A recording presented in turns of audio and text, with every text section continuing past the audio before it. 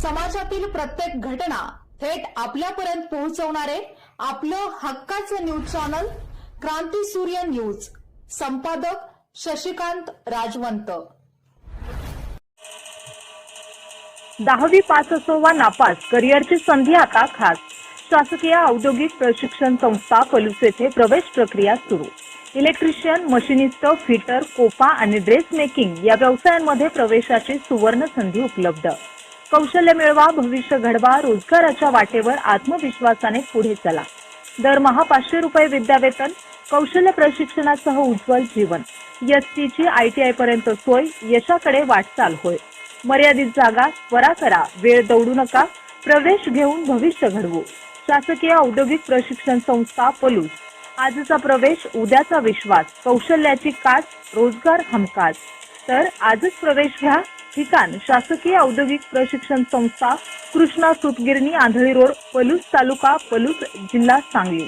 अधिक माहितीसाठी संपर्क Shri RP Pawar sir. Mobile क्रमांक 9890 28 63 33 व श्री PR क्षीरसागर सर 97 66 91 72 51.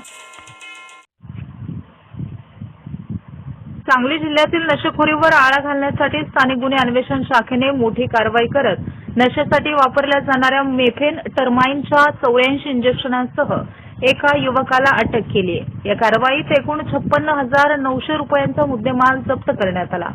स्थानिक गुन्हे अन्वेषण विभागाने दिलेल्या माहितीनुसार पोलीस अधीक्षक तुषार दोशी व अपर पोलीस अधीक्षक कल्पना बारवकर यांच्या मार्गदर्शनाखाली पोलीस निरीक्षक संजीव झाडे यांच्या नेतृत्वाखाली ही कारवाई करण्यात आली आहे. पोलीस उपनिरीक्षक महादेव पोवार यांच्या पथकाला गोपनीय माहिती मिळाली होती की सांगलीवाडी टोलनाका परिसरातील फल्ले मंगल कार्यालयासमोर एक व्यक्ती नशेसाठी वापरल्या जाणाऱ्या इंजेक्शनची विक्री करण्यासाठी येणार आहे. माहितीच्या आधारे सापळा रचून पोलिसांनी संशयित राहुल सहदेव अडगळे वय 23 राहणार ज्योतिबा मंदिरामागे समडोळी रोड, सांगलीवाडी, तालुका मिरज याला ताब्यात घेतले.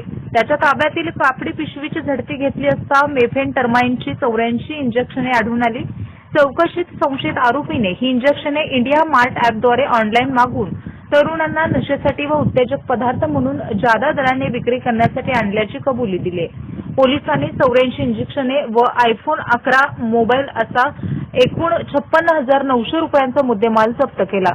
सदरची कारवाई पोलीस निरीक्षक संजीव झाडे यांच्या नेतृत्वाखाली पोलीस उपनिरीक्षक कुमार पाटील, महादेव पोवार, पोलीस अंमलदार रणजित जाधव, अतुल माने, संकेत मगदूम, संदीप पाटील, सुशील मस्के, अभिजित माळकर, संकेत कानडे, विनायक संधी, ऋषिकेश सदामते, ऋतुराज होळकर, सुमित सूर्यवंशी तसेच सायबर पोलीस ठाणेकडील विजय पाटणकर, अजय पाटील, इम्रान महालकरी, अभिजित पाटील यांच्या पथकाने केली आहे. या प्रकरणी सांगली शहर पोलीस ठाण्यात गुन्हा दाखल करण्यात आला असून पुढील तपास सांगली शहर पोलीस करतात.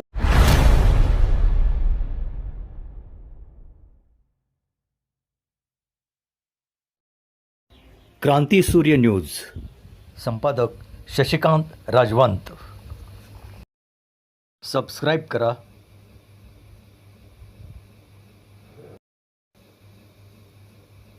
बेल आयकॉनला क्लिक करा आणि लाईक करायला विसरू नका.